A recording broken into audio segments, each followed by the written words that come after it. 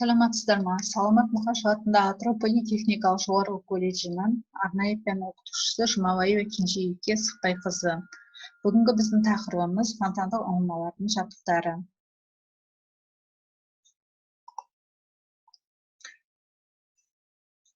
Фонтандық ұңғыманы пайдалану және меңгеру алдында ең бірінші скважинаның ішіне СКК тізбектері түсіріледі. СКК тізбектері бұл құбыр басына орнатылады, ілінеді. Оның құбыр басының үстіне фонтандық арматура қолданылады. Бұл жабдықтар өзара бір-бірімен фланецтер арқылы, үш жақта айқыш крандар, задвижка арқылы жалғанады. Фонтандық арматураны екіге бөлеміз. Құбыр басы және шырша.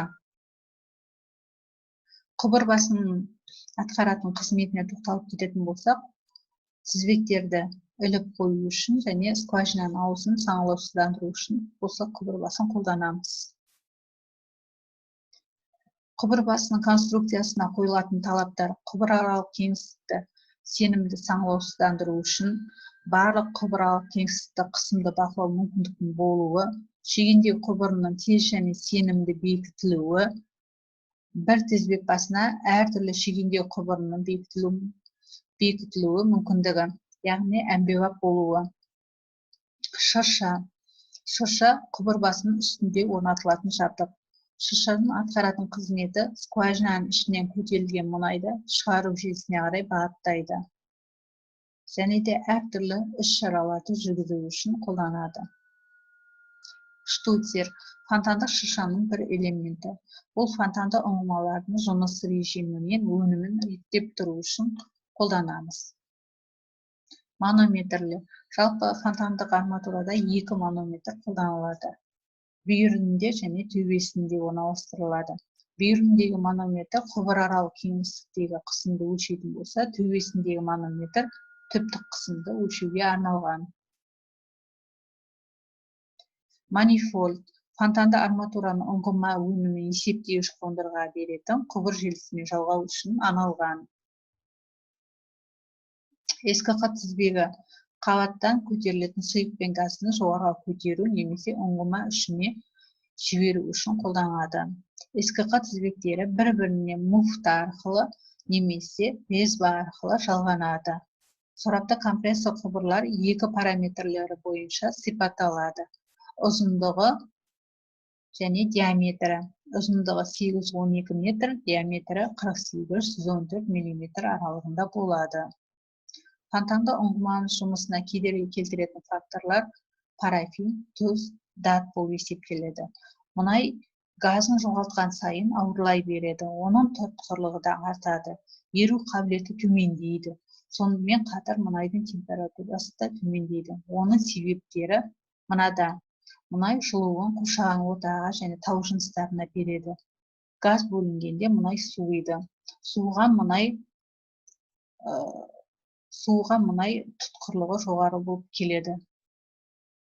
Яғни құрамында парафин шайырлар болады. Парафин шайырлар суыған сайын олар СКК тізбегінің ішін диаметрін кішірейтіп тастайды. Парафин жалпы қалыпты жағдайда кристалды зат түрінде кездеседі, бірақ мұнайдың құрамында ол еріген күйде кездеседі.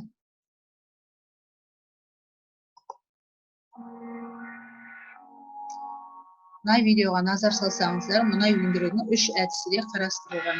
Ең алдыңызда көріп тұрғандай фонтандық әдіс. Құбыр басы, оның үстінде шырша орнатылған және манометрлер бүйірінде, төбесінде манометрлер орнатылған. Фонтандық әдіс дегеніміз мұнай өзінің қысымымен жер бетіне көтерілуін фонтандық әдіс деп атаймыз. Нарда деген жердің асты екі қимасы көтерілген, жер үсті және жер асты. Жер астында міне скважина жіберілген мұнай қабатына дейін. Нарда тау жыныстары көрсетілген, мына қарамен белгіленген мұнай қабаты.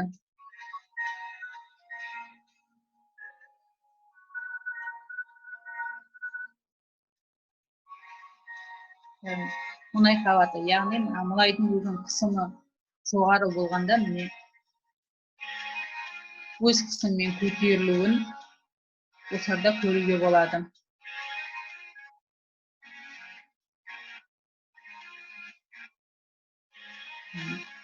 Өзінің қысымымен көтеріліп жатыр.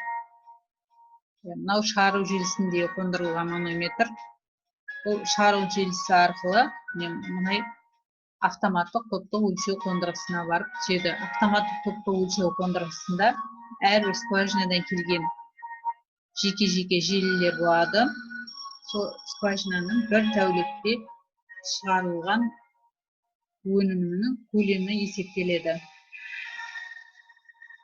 Бұл фонтандық әдіспен есептеледі. Егер де манағы фонтандық әдіс мұнайдың қысымы төмен болған кезде скважинаға газ аралас сұйық беру арқылы мұнайды көтеріп шығарады. Оны газ лифтілік әдіс деп атаймыз. Газ айдайды немесе ауа айдайды. Газ айдаса газ лифт әдіс деп атайды. Ауа айдалып мұнай көтерілсе, оны эрлифт әдіс деп атайды. Осыдан кейін скважина суланғанша осы газ лифт әдіс қолданылады. Скважина суланғаннан кейін мұнай өндірудің үшінші әдісі механикалық әдіс қолданылады. Мына алдарыңызда көрсетілген механикалық әдістің бір түрі тербелмелі қондырғымен мұнай өндіріп жатқаны көрсетілген.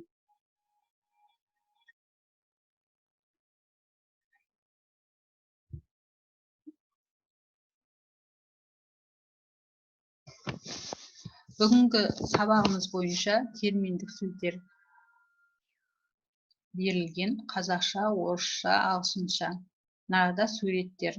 Бір суреттердің мынада бірінші қазақша атауы: құбыр басы, головка трубы, pipe head ағылшынша.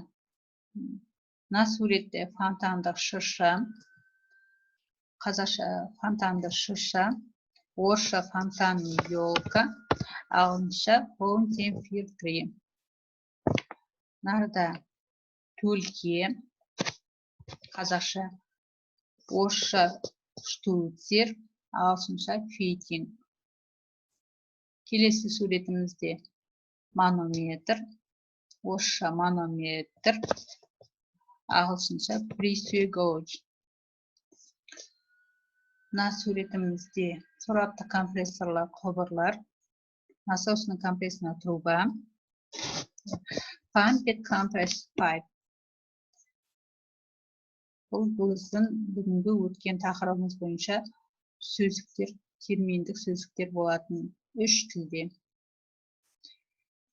Үйге тапсырма: фонтандық ұңғыманың құрылысын атқаратын қызметі, терминдік сөздерді қайталап келу және Learning Apps сайтына өтіп, мына сілтеме арқылы қосымша тапсырмаларды орындауыңызды сұраймын. Сау болыңыздар.